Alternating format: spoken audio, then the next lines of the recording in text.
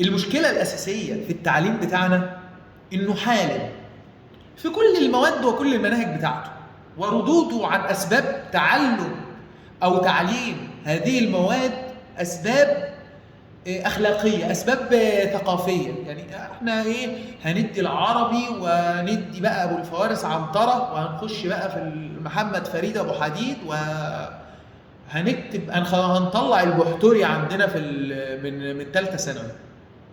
طب بعدين تعالى خش الكلية بقى صفر. مين فينا يكره اللغة العربية؟ لغة الضاد، لغة القرآن، لغة الثقافة، حلو جميل رائع. طب الكلام بقى اللي انت هتخرج بعد كده سوق العمل تحتاجه، هتخرج بعد كده للجامعة تحتاجه، كل المناهج باللغة الإنجليزية واللغة الفرنسية، والتعامل مع الناس مع الشركات الانترناشونال كلها إنجليزي. تعمل إيه؟ هل بعد 12 سنة تعليم من أولى ابتدائي لحد ثالثة ثانوي أنت بتتعلم تتكلم إنجليزي؟ نقطة. أنت رايح الدرس راجع من الدرس وخلاص.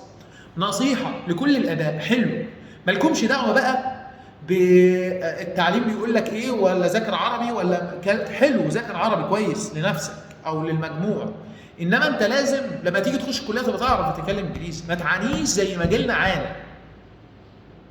لازم تعرفوا تتكلموا، حتى الناس اللي ما وفقوش في الثانويه العامه قدامك فرصه، طول ما انت بتعرف تتكلم انجليزي اتعلم انجليزي.